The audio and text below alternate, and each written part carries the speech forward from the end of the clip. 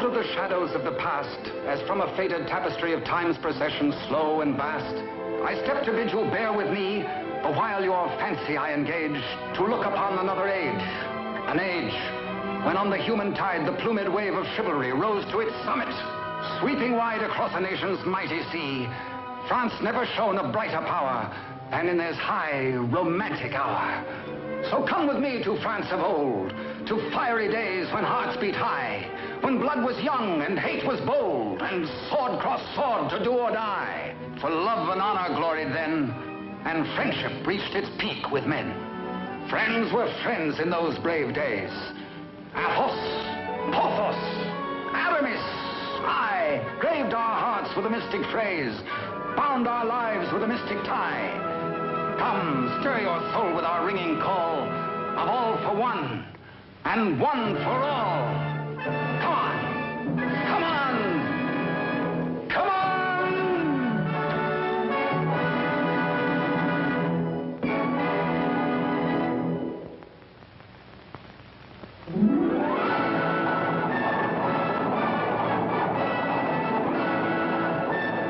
It is Paris on the 15th day of September in the year of our Lord 1638. Public excitement runs high. The populace enjoy a general holiday. Impatiently, they wait for the news of an heir to the throne of France.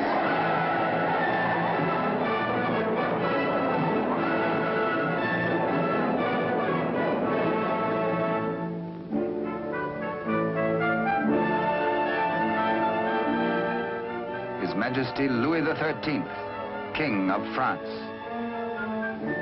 Maintaining his royal authority through the wits of others, he is himself weak and vain and lives in the oily smiles of a small circle of favorites. But the court is alive with intrigue. There are parties within parties, conspiracies beyond conspiracies, plots and counterplots.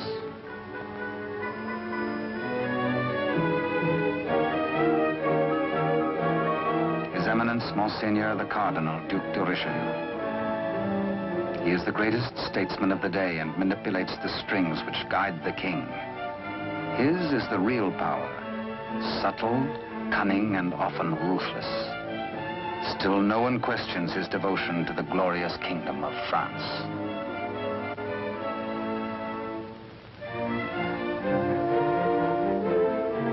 On this auspicious morning, the king pays a state visit to his queen. It is the custom for the sovereign and his courtiers to attend the expectant royal mother until his child is born.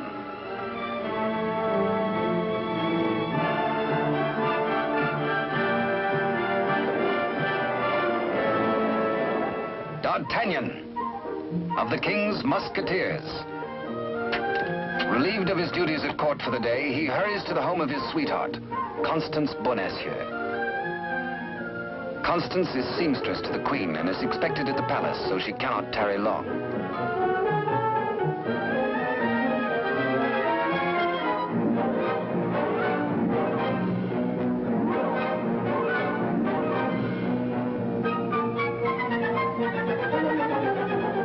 Even the most eager lover, by error, can sometimes kiss amiss, or miss a kiss.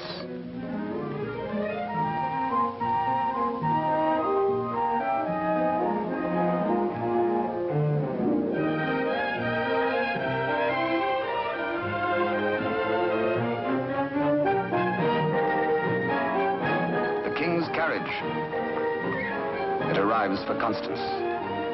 She carries an infant's layette in a crocheted basket for the queen. One kiss, one caress.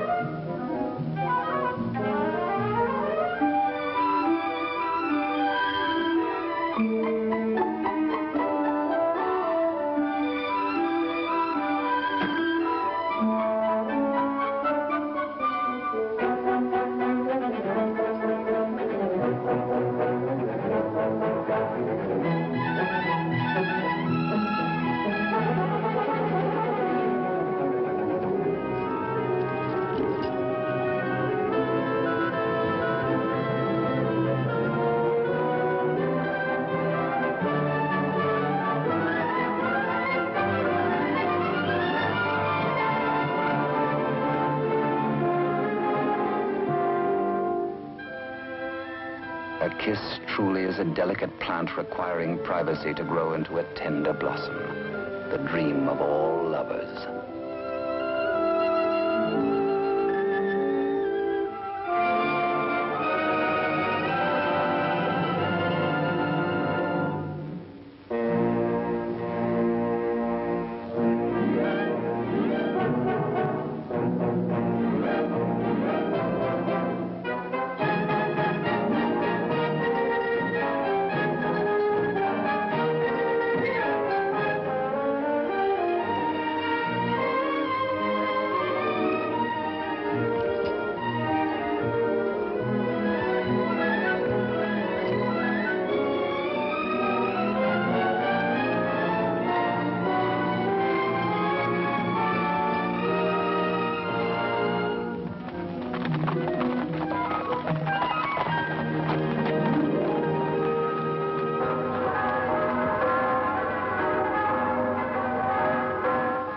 The Cathedral of Notre Dame remind D'Artagnan of his friend and fellow musketeer, Aramis.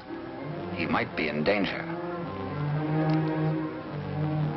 Aramis had threatened to continue his flirtations with the pretty owner of a roving, provocative eye, who unfortunately is married to an officer in the Cardinal's guards.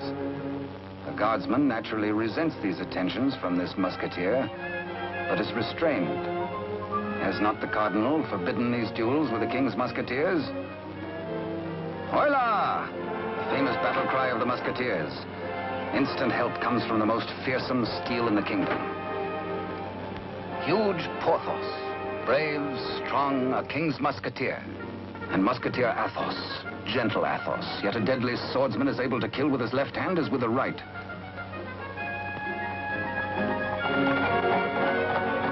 D'Artagnan! The battle is forming. The Cardinal's guards. This is no private fight then, eh? The Musketeers against the Cardinal's guard. It started before D'Artagnan was born. And what are the odds? 1, 2, 3, 4, 5, 6, 10 guards to 4, 5 to 2, 2.5 to 1? Ha! Too simple. Draw your skewer, Monsieur Half Guardsman. Let's measure half a point. On guard! Come, where's your challenge now? Where's your steel? What's your fear? The law? Does the Cardinal still ban a friendly fight with a musketeer or two? Gah!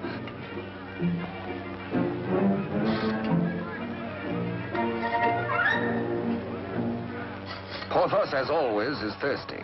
He has capacity. D'Artagnan, with his quicker eye, has a more bountiful drinking source.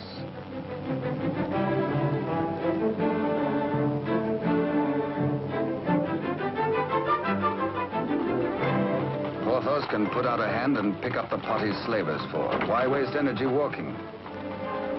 Come, driver, come inside with us.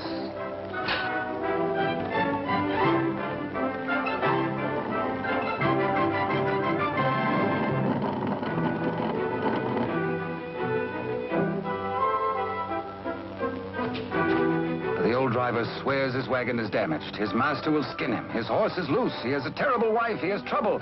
Everybody is mean to him. He has to be mean too. Ha ha! Now, take your temper out on me, good friend. Now, feel better? Now we can talk. I'll win you the price of your horse and more. Come, guardsman, I challenge you to game. This is not forbidden you.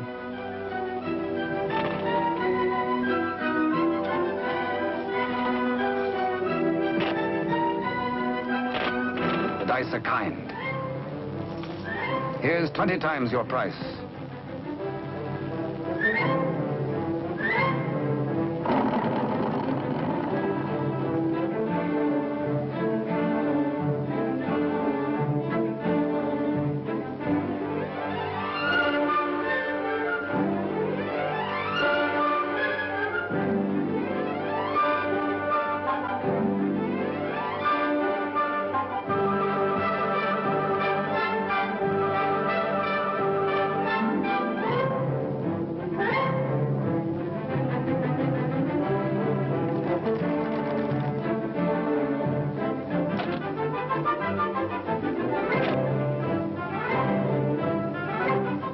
Riding high, D'Artagnan returns to the dice game.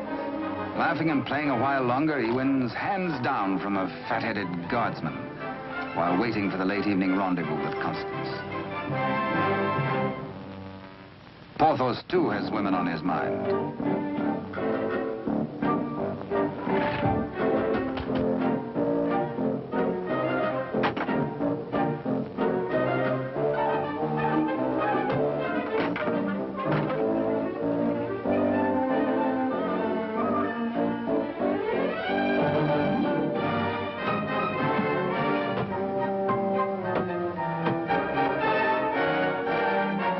Starts the only battle the Musketeers ever lost in fair fight.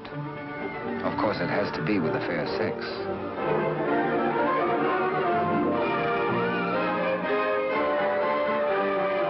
For the first time in his life, a panic-stricken Porthos screams a terrified, "Hola!" Athos hears him. Aramis springs bravely to the side of his comrades, and they flee together. But D'Artagnan hears only the pounding of a lover's heart. As the flood of battle at last sweeps close to him, he leaps to meet the foe and draws his swords. He will fight, yes? No, yes, no, he won't. Here, indeed, discretion is the better part of valor. Caught between the she-devils and the deep blue sea, they choose the water.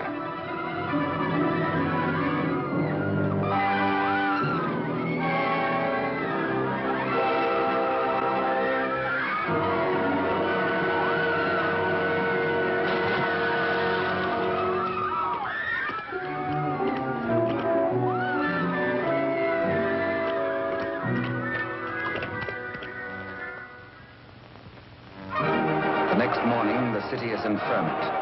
The pressure beyond the gates is so great that the people are admitted to the courtyard.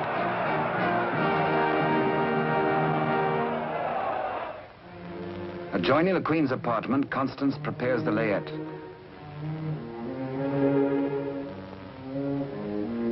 She is informed by Father Joseph, the Cardinal's trusted henchman, of the imminence of the royal birth.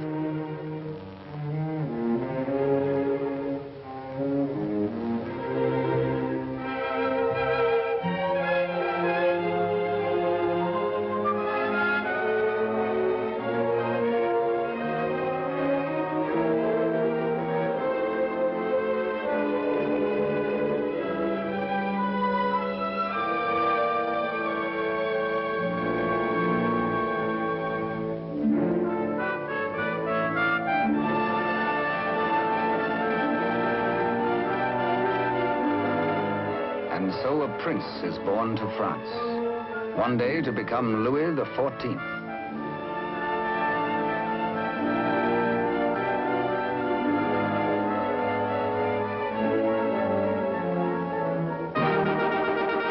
By ancient custom, his royal father presents him to the people.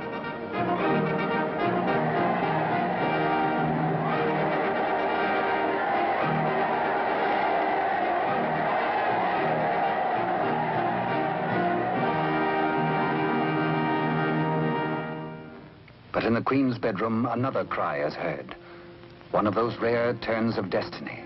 And Constance is the first to warn the tired, dozing midwife.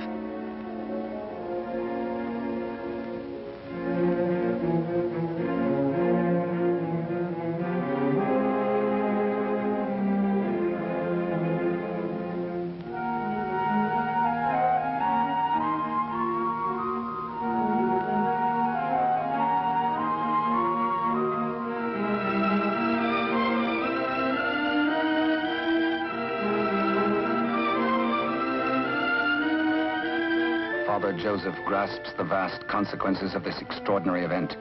This news must be conveyed discreetly to Cardinal Richelieu before it gets abroad. He writes a message inside the wrapper of some medicine.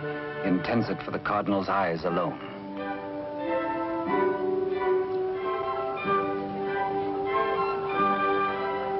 Your medicine, Your Eminence.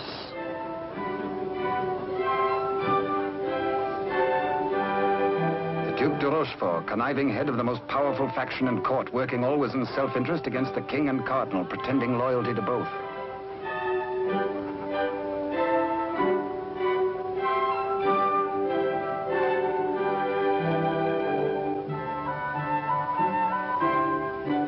necessity for caution on the part of Father Joseph is indeed well-founded. De Rochefort, having many times seen messages thus taken to his eminence, becomes inquisitive. He resolves by a simple trick to learn the secret passed to the cardinal. A substitution of scraps of paper.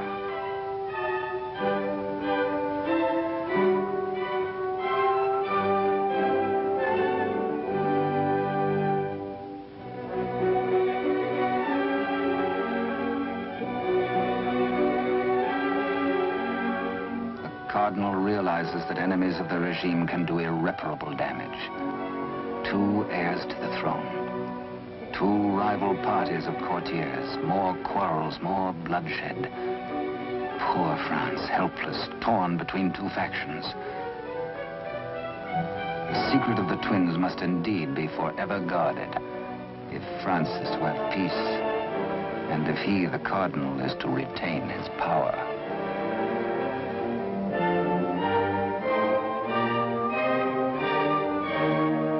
Pretender, this. A true prince. De Rochefort sees an opportunity. Father Joseph is instructed to prepare for a long voyage.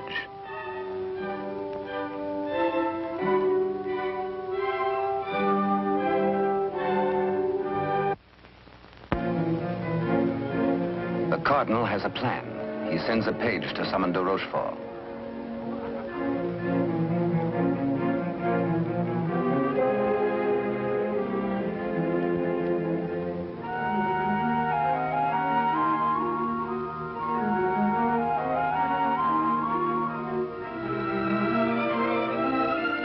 Aware that Constance shares possession of a great secret, one so sacred it might well spell the future of France, the cardinal charges her to keep her lips sealed.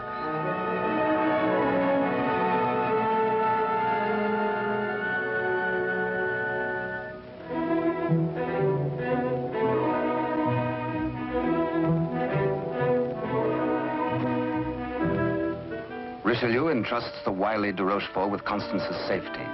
She must not be permitted to see anyone until further notice. The cardinal is not at liberty to tell his reasons, but de Rochefort is making his own plans.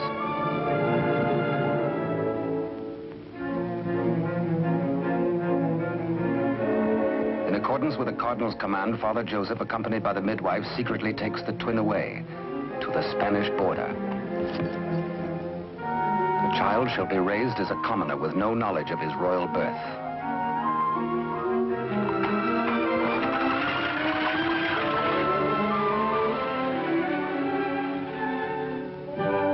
Meanwhile, in the great ballroom, the king holds a reception in honor of his firstborn.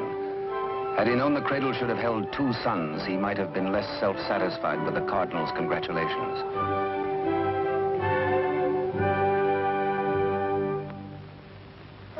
To the notorious Milady de Winter, de Rochefort comes to reveal this chance of fate. The future of France may be in their hands. He tells her he will turn Constance over to her. She is to escort Constance to the convent of Saint-Guemel. There, force her to tell the whole of the cardinal's secret and plans. He will play one against the other, cardinal against king, for his own ambition.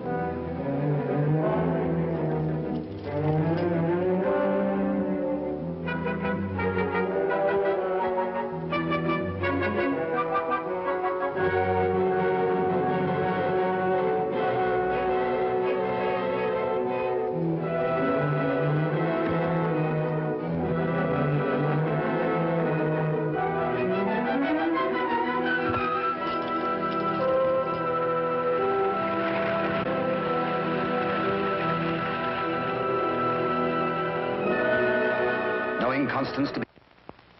One of the chair carriers runs with the news to the Musketeers' barracks.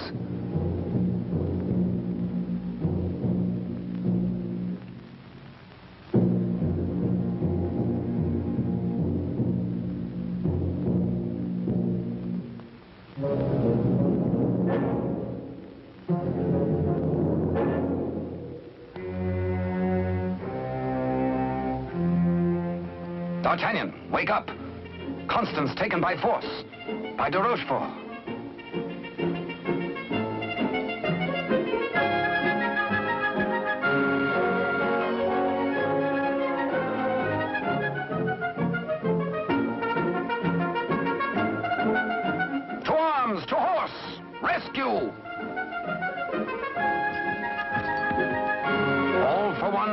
one for all, and hang the tack.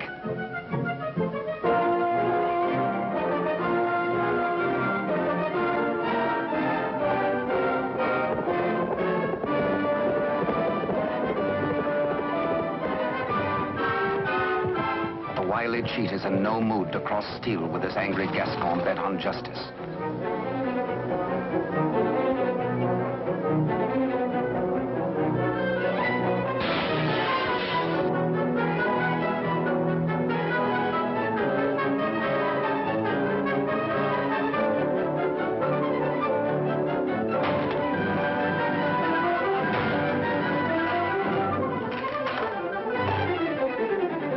Rochefort's thugs are powerless to help.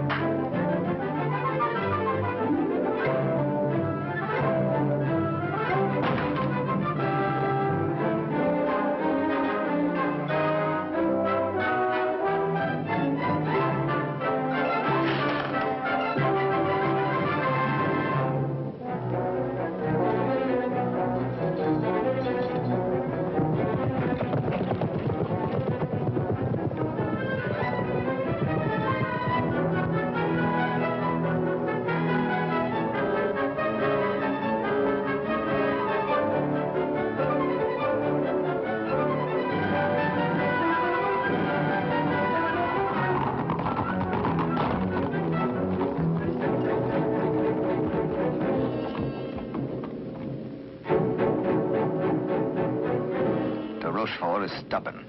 He will not talk. He has to be persuaded.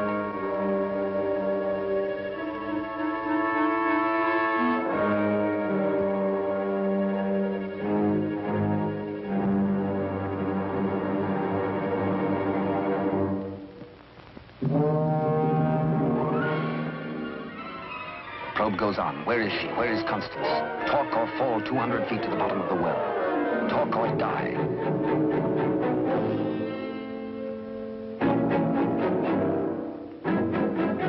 The Cardinal's guard look on, afraid to act. A strand at a time, steel cuts through hemp. 3 strands of it, and now but 2.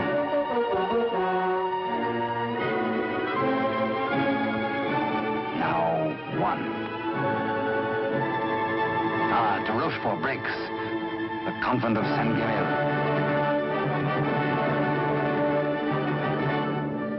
To the rescue!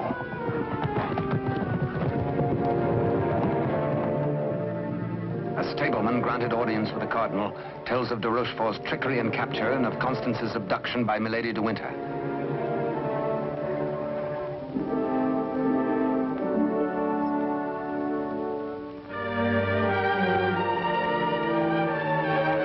Richelieu and his escort reached the well to confront the Duke.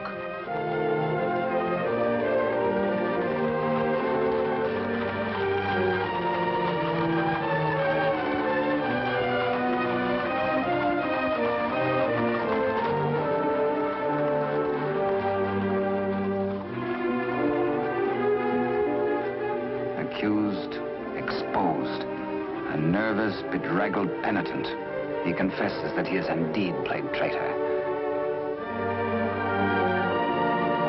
His Eminence breaks de Rochefort, stripping him of his authority and titles, banished from both court and country forever.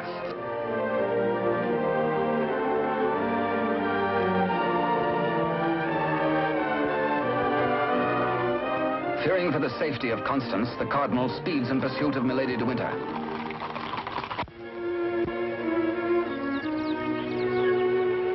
Before dawn the next morning, the convent of Saint-Guerel.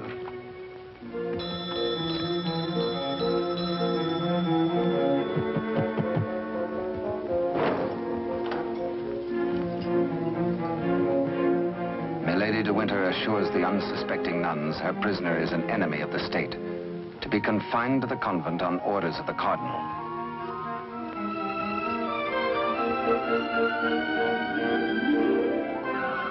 The banished de Rochefort, smarting under his humiliations, lingers in Paris. All is not lost. He uses the last of his wealth in a desperate gamble and buys the services of ruffians.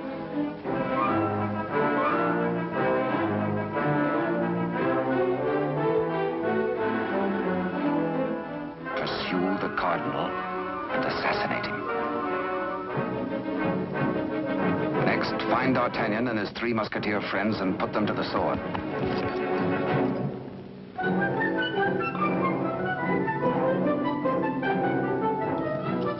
Rochefort still dreams of himself in terms of the most powerful man in France.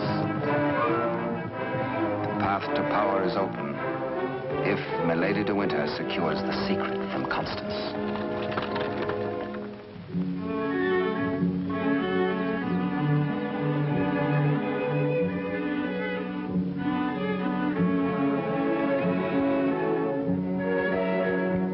With sweet words and honeyed entreaties, the unscrupulous Milady de Winter seeks to cajole Constance into telling all she knows.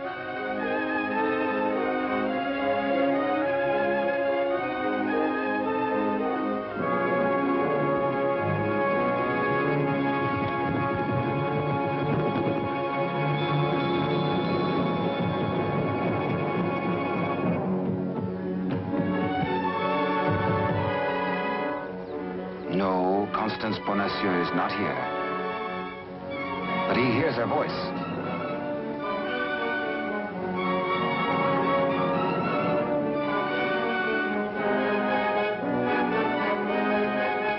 Hola! One for all and all for one.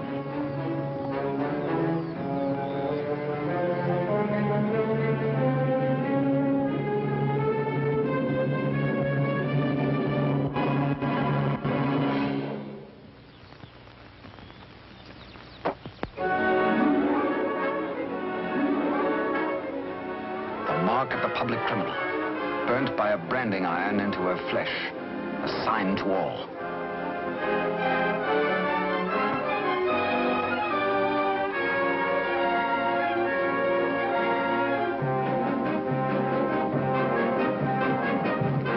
Exposed to Constance as a criminal, Milady de Winter is desperate. If caught thus in a second act of crime, by the laws of France, Milady must face public execution.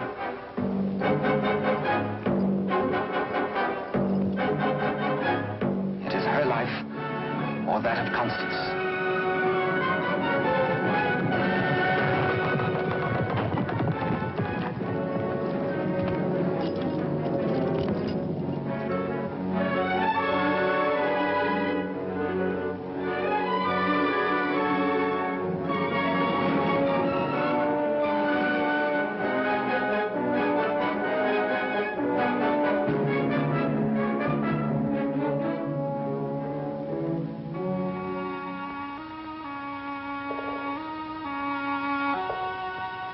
D'Artagnan hears Constance whisper that she loves him above all men. And then she murmurs 3 words, the other one, the other one.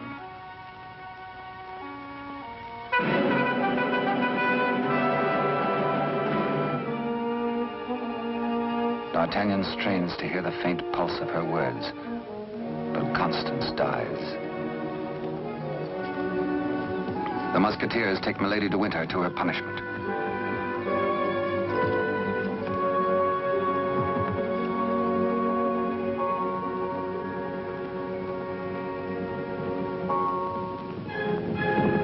His Eminence the Cardinal has traveled through the night.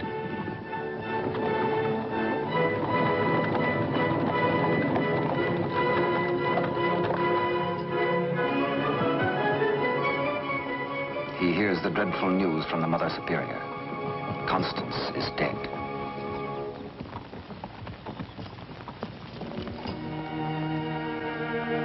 Faithful, loyal Constance.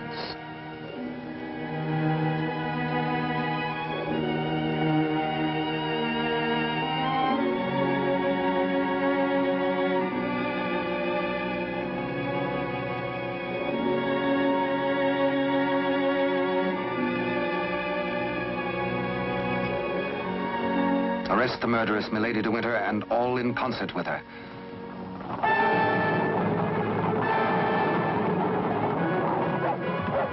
The 3 Musketeers, Athos, Porthos, and Aramis, enraged, take the law into their own hands and deliver the murderess to the public executioner and order her death.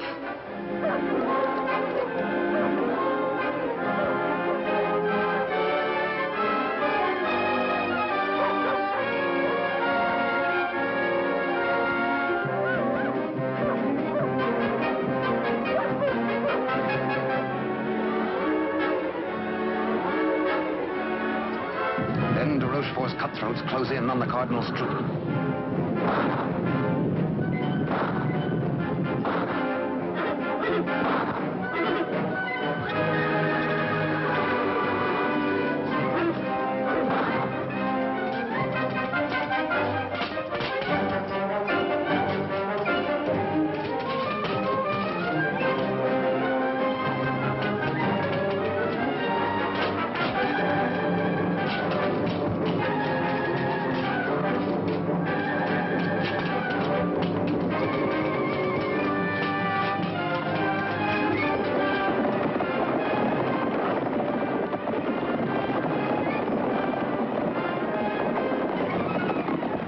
Some distance away, the Musketeers are captured by their deadliest rivals. The Cardinal's Guard formally arrest the Musketeers for continuing to take the law into their own hands. Disarmed, the Musketeers are set against the wall for execution.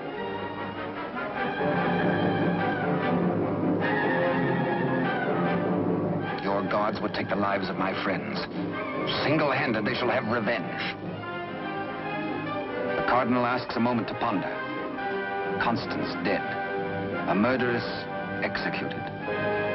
Enough blood has been shed. Now this strife twixt Musketeer and Guard shall end.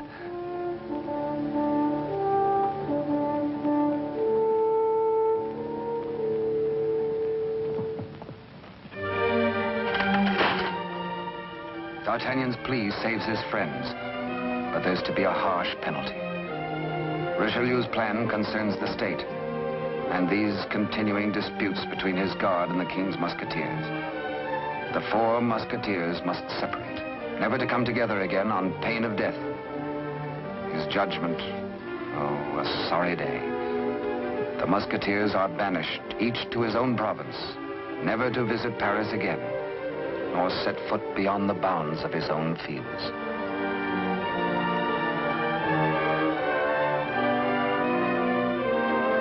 As for you, D'Artagnan, a splendid soldier, reliable, devoted too. You henceforth shall be bodyguard of the future king, beloved of France, the nation's one. At one fell swoop, all strife is done. The Musketeers prepare for their banishment. Godspeed, farewell.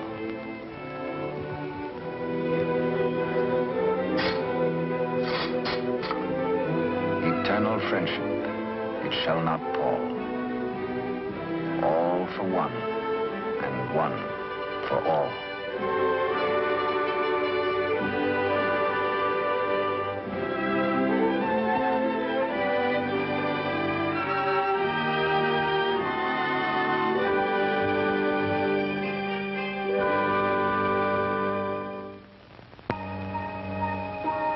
"5 years have passed. France is at peace. The infant prince grows to boyhood. Cardinal Richelieu, driven hard by the responsibilities of high office, lives in semi-retirement. And a royal father educates his son in courtly etiquette.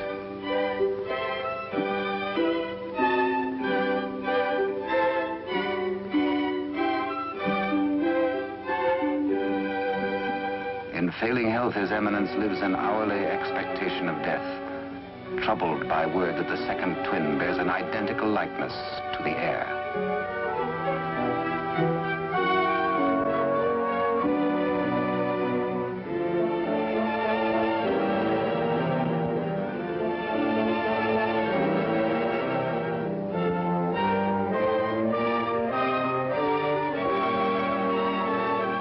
Dangers inherent are obvious and weigh heavily on the Cardinal's mind. He decides he must protect the prince somehow. His Eminence provides that the rightful twin may always be identified from the other. With the aid of the court jeweler, he caused a gold doubloon to be broken. The smaller piece hangs on a chain around the throat of the infant prince. And its mate he places about the neck of Captain D'Artagnan.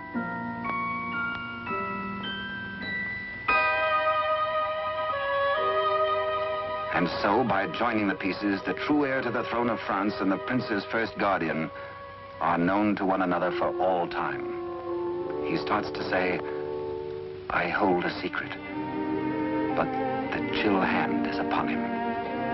The life spring ebbs, and the great voice is silenced.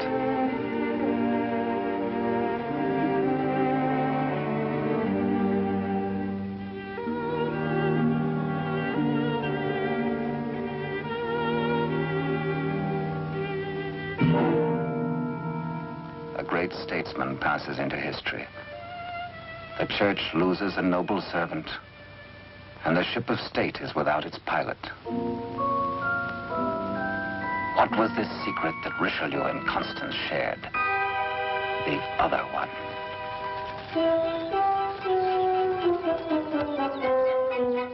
Across the Spanish border, the prince's twin brother is reared by servants of the late cardinal. The banished de Rochefort, living nearby, holds the twin under his very eye. He bides his time. He has only to wait patiently for the proper day.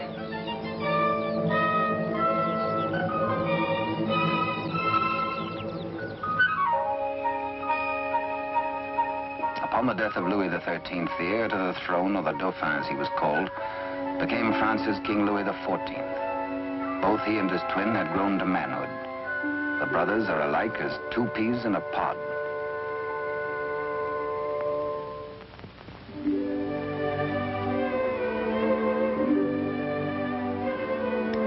Years have passed and more since Richelieu bent his iron will to break the bonds that held us four.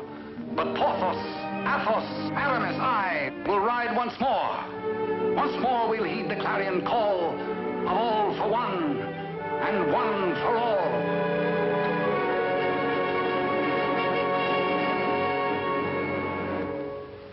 During the years, de Rochefort's connivings have brought the exiled twin under his control. Secretly, they have returned to Paris. De Rochefort has lavished upon the usurper the trappings of royalty, teaching him to copy even the handwriting of his brother, the king. Yet the quality of the spirit so generous in the king is replaced in the brother by hatred and viciousness.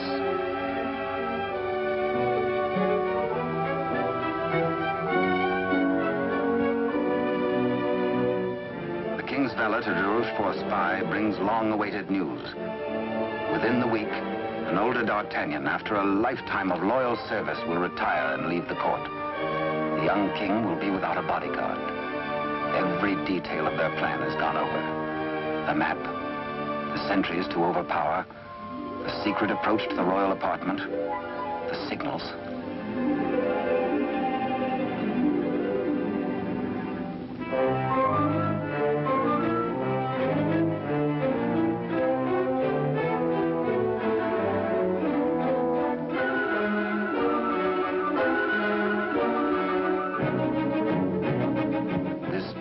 Rochefort tells the pretender, you will be His Majesty Louis XIV, King of France.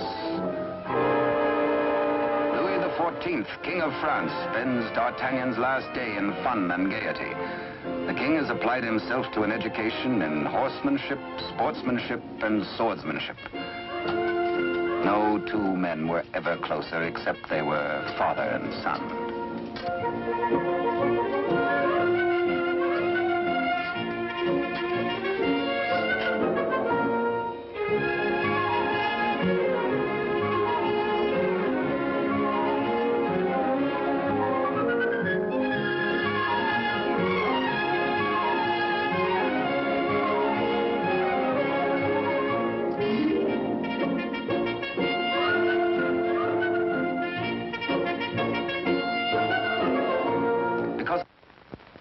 Early, D'Artagnan enters the royal bedchamber to bid the king goodbye. Tonight he feels happy. His service is done. His king is secure. The state is safe. But by some odd premonition, the coins are matched on this final night of parting.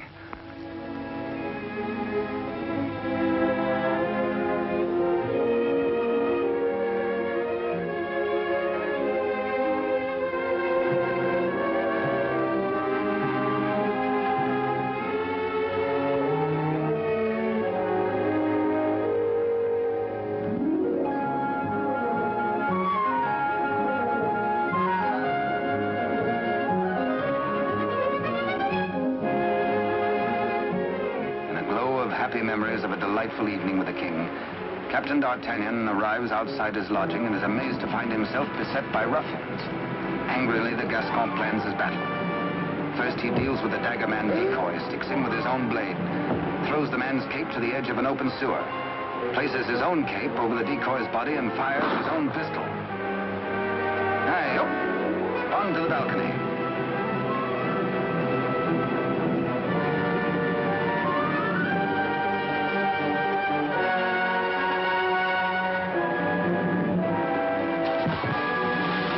There, they believe, goes D'Artagnan.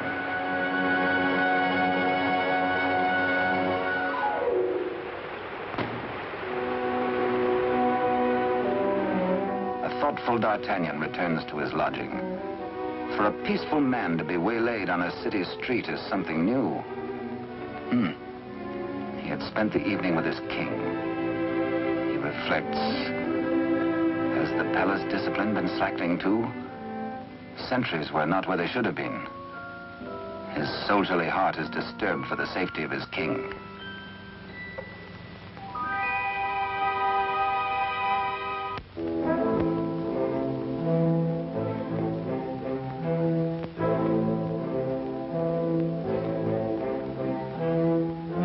Rochefort's plan is working without a hitch. Sentries at the outer gate have been overpowered. Entry is forced into the inner quadrangle. The palace is entered through a servant's postern leading to long-forgotten cellars. Success. No sound, no word, no warning.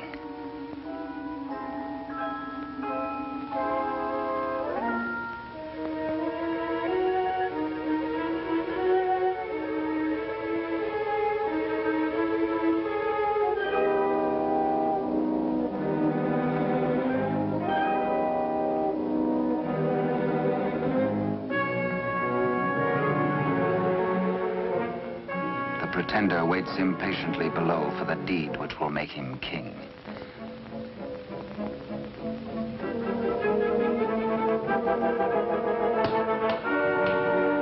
In the anteroom to the king's bedchamber, de Rochefort's maggot awaits his master's signal, ready for the final treachery.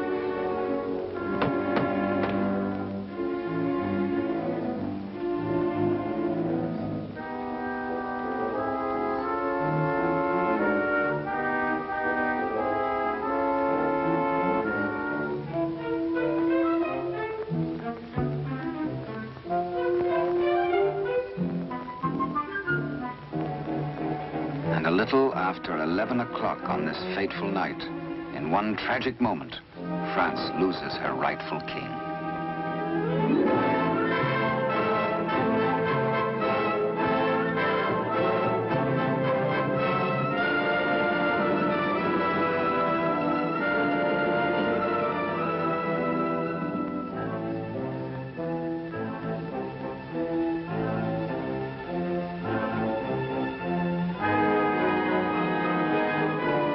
Bewildered, uncertain if he dreams or not, King Louis XIV, surrounded by strangers, looks unbelievingly at a venomously mirrored likeness of himself.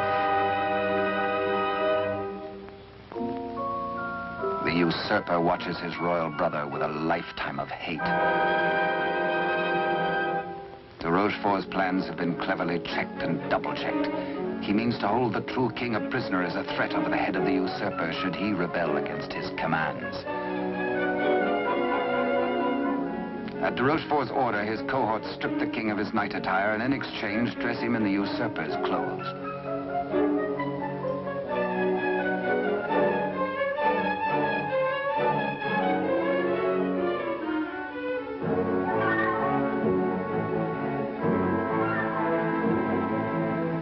Into the palace cellars, a messenger reports breathlessly. D'Artagnan is dead. His body thrown in the river. Complete triumph at last.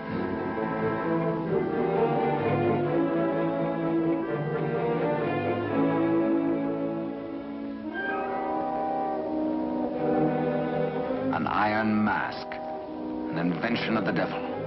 An iron mask, a prison within a prison, is placed over the head of the rightful King Louis XIV and locked at the neck, his countenance concealed from all men.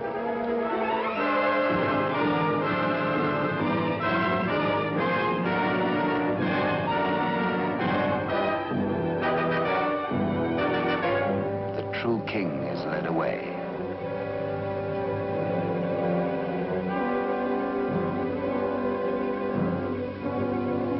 In the quiet of the royal apartments, the true king's bed is occupied by the usurper. Trusted servitors have been spirited away. The twins' lackeys have replaced them.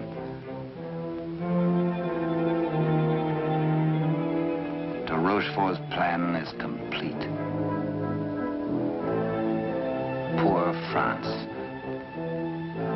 Ruled by a youth driven near to lunacy by a solitary childhood, by de Rochefort's lies, by his own poisoned dreams.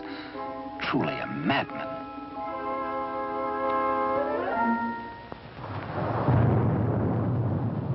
Suffering in human life is proportioned to human strength. When the young king, stupefied and crushed, found himself led a prisoner to a cell in the Chateau Sainte Marguerite in the south of France, he fancied at first that death is like sleep and has its dreams.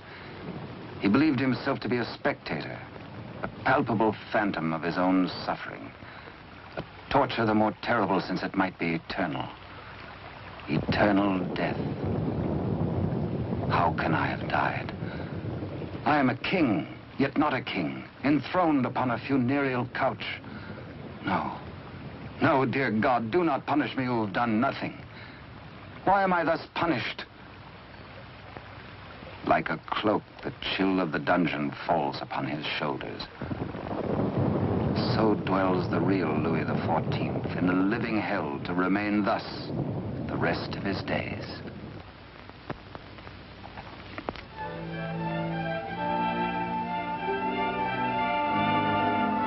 The Queen Mother, always restricted, prevented from seeing her son, determines finally to pay him a visit.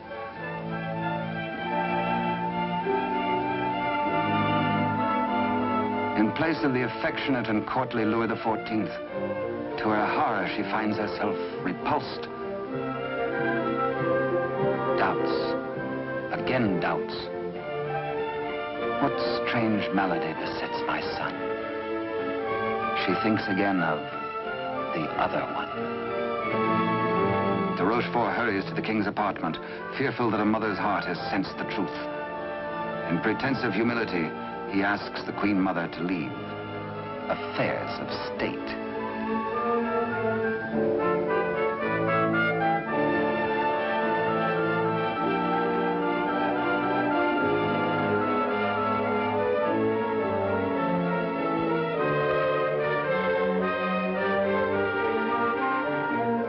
Rochefort is determined. This shall not happen again, and whispers death.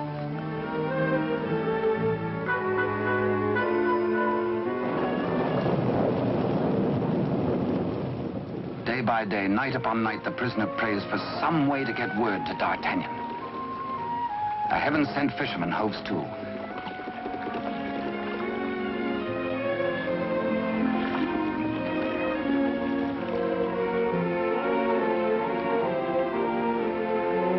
He finishes scratching a message into pewter, and as all good prayers must be, his prayer is answered.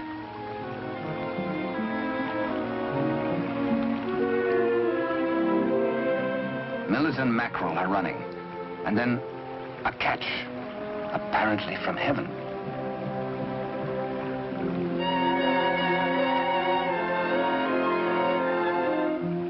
The fisherman reads the name of D'Artagnan, the idol of the nation. A written word, a beloved name, an urgent message. He, a patriot, needs no urging.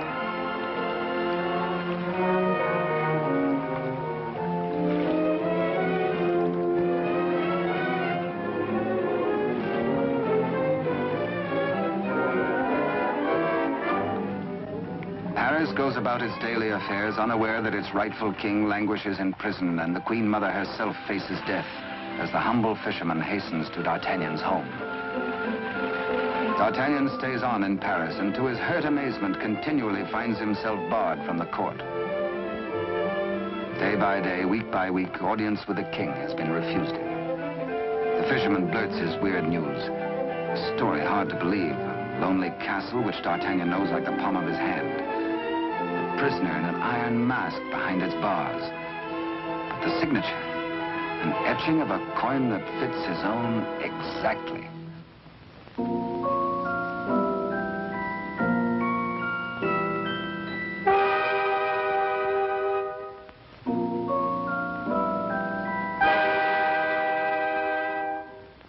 Come, friend, eat and drink. There is business at last for me at the palace.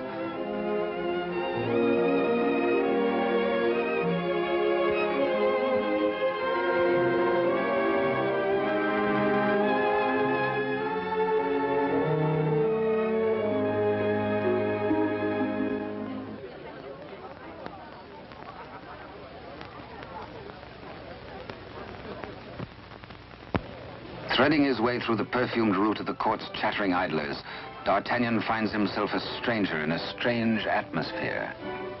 And there is reason, he thinks, for this curious tension.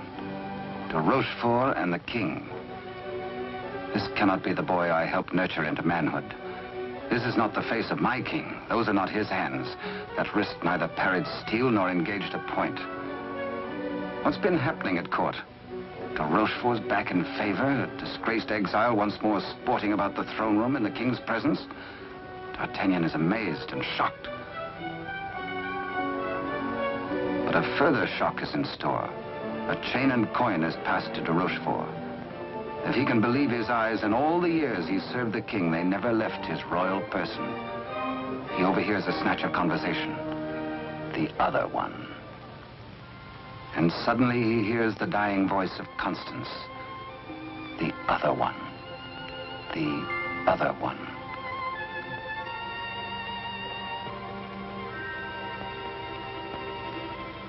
What did she mean? A message signed by the royal coin. A king, not a king. And a court alive with known traitors. D'Artagnan smells a rat.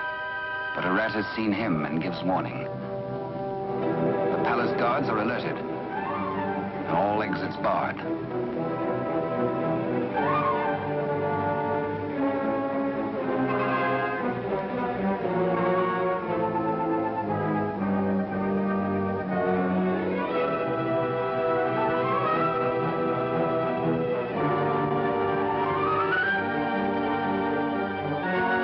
Little do they reckon with a resourceful old musketeer.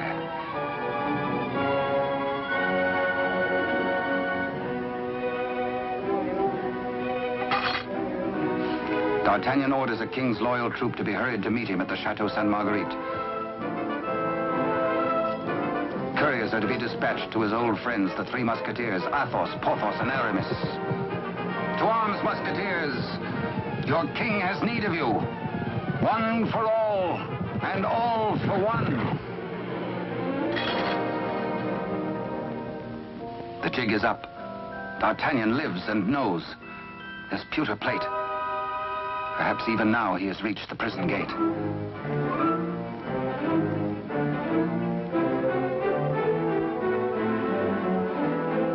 De Rochefort cannot believe his future lies in a common plate.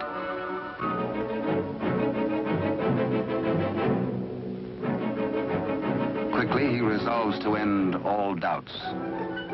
He decides to ride at the head of his troops to prevent any attempt to free the king.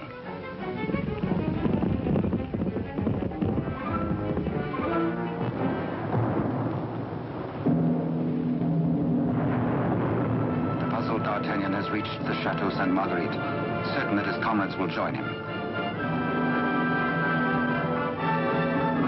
Under cover of the raging storm, he rose to the grotto beneath the castle. Many a time as a young officer, he had patrolled this grotto passage. It led, he knew, to the arsenal. Beyond that, the armory. Then the main hall and staircase to the tower itself. Up there is the man in the iron mask, the writer of the message.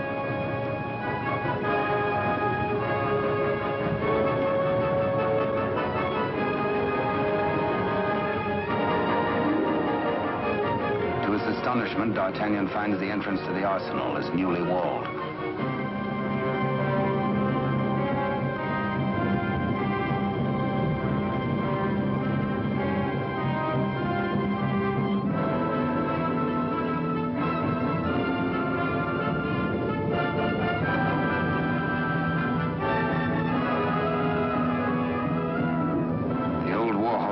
prepared to hazard it alone if necessary.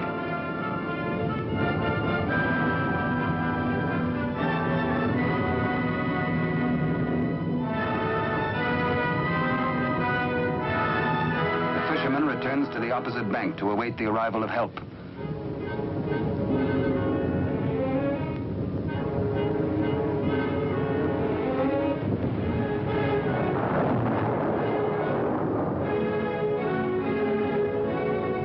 Athos, a few years older, a little more grizzled, the same brave companion as of old, ready and willing for any gambit.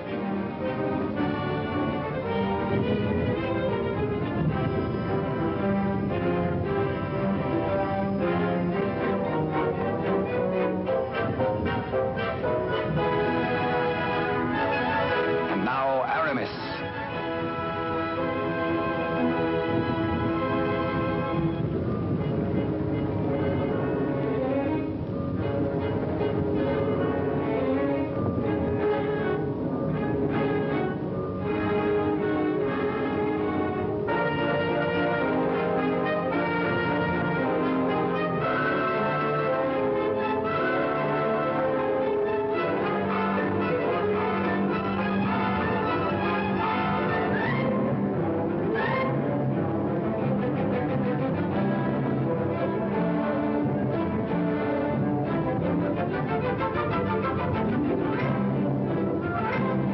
Two of the valiant comrades have arrived. No time to wait for old Porthos, no time for explanations. There's a job to be done. Forward!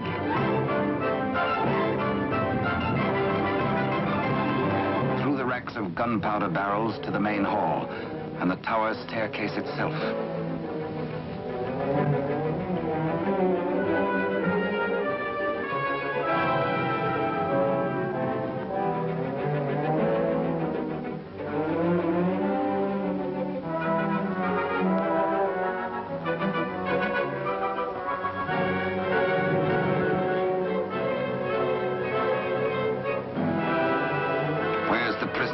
Before your gullet tastes this edge, you bloated villain.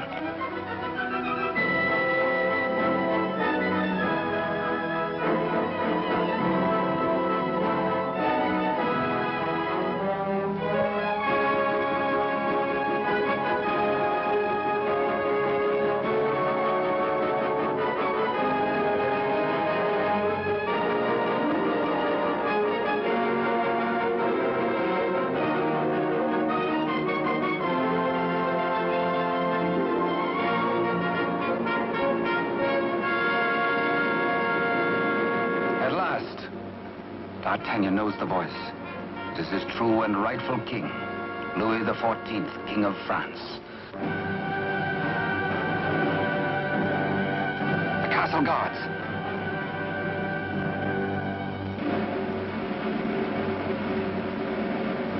The challenge is met. Hola! The Musketeers fight together again.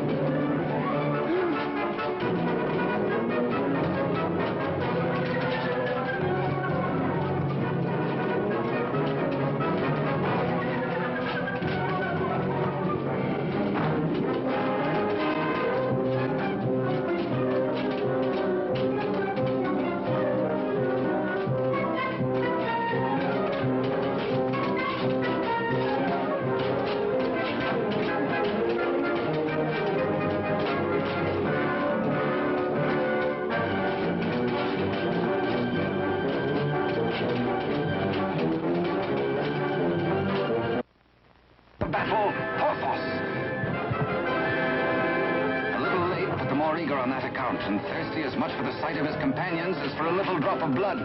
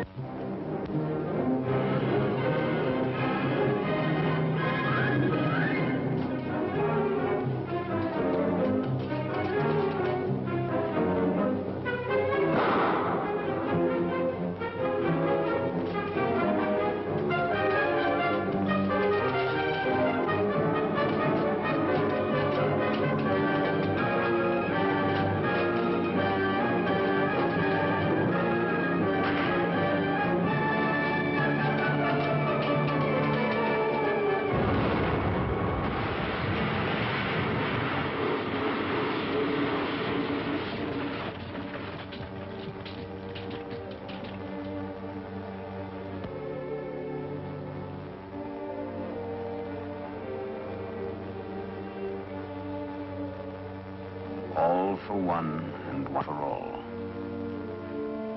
Be certain, cherished friends, that I shall wait for you. What good times we had together, eh?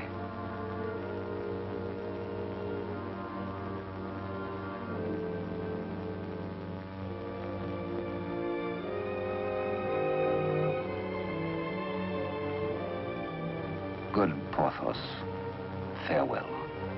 You died as you lived, for love of country, in the service of your king. The fisherman gives warning of the approach of enemies.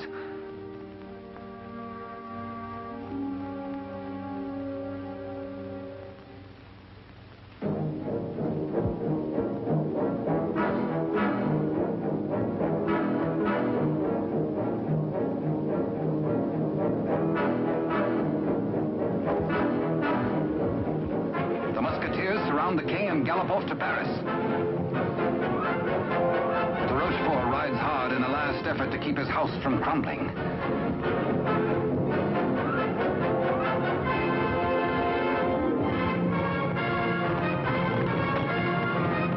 The odds are 10 to 1.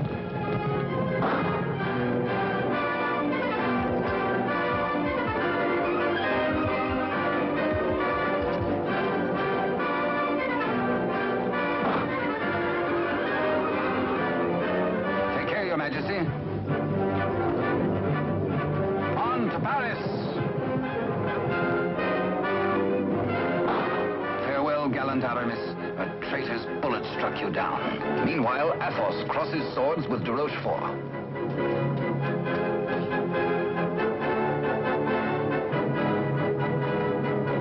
But at the highest price of all, Athos joins his comrades.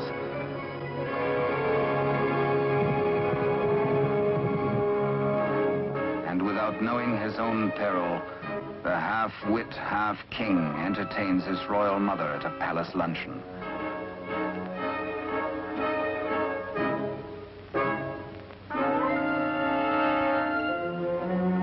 Cunningly, he says, a private matter.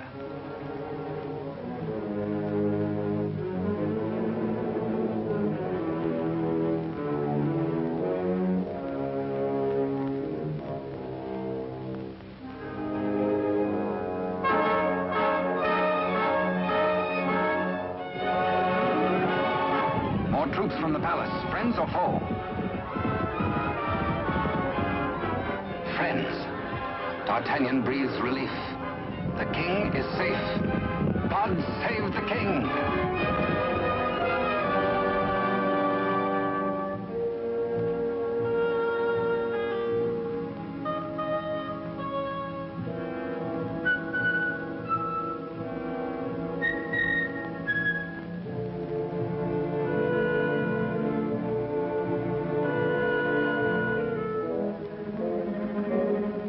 The Queen Mother suspects this attempt on her life.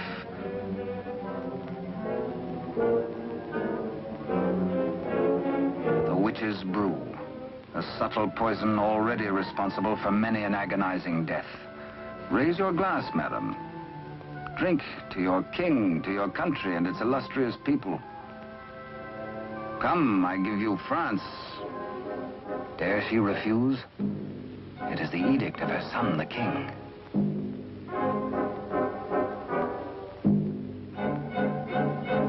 The toast, but a warning cry.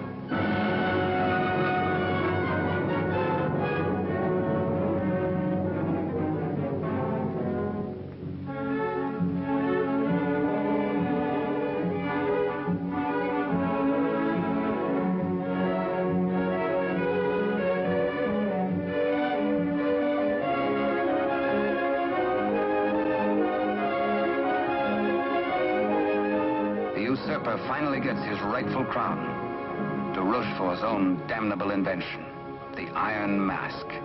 His to the end of his days.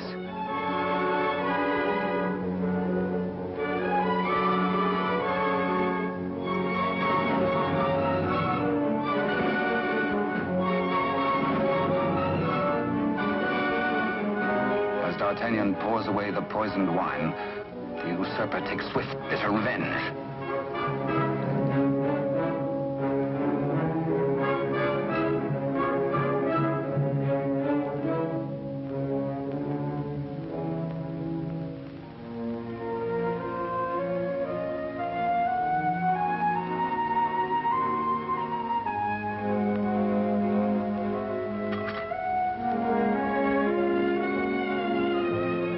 D'Artagnan knows himself mortally wounded, but allows no sign to mar the happiness of his king.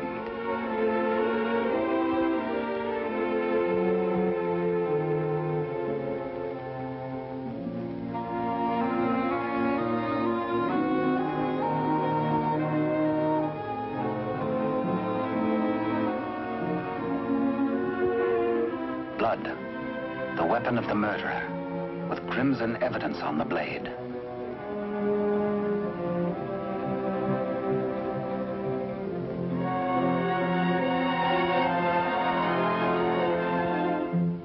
Grateful Louis looks for Captain D'Artagnan to honor him with the baton of a Marshal of France.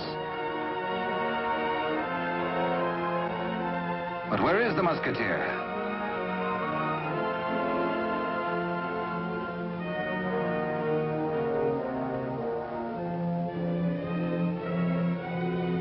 The court resounds with the king's commands and his cry to find his friend and mentor. What a man may think when he knows of the approach of death is secret between himself and his maker. Perhaps the gallant Musketeer thinks most of his lost love of Constance, and of all the tender, lonely years kept warm by her memory. He dies in hope of faith that she might welcome him, that once again they might be one. How can they die, these bright ones? How may such energy, once released, be prisoned by earth or stone or grave? We die as we lived, say they, with life. And with life, how can there be death? Only remember us. Only open a little book and we shall always be with you.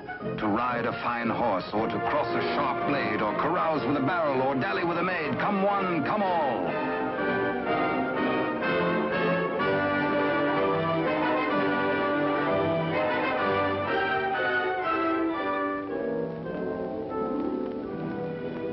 And so passed a brave and glorious man, in honor. Only think, and we live again. We live forever. For with us, now as ever, it's one for all, and all for one. And thus it was in France of old, in fiery days when hearts beat high, when blood was young and hate was bold, and sword crossed sword to do or die. For love and honor gloried then, when life was life, and men were men.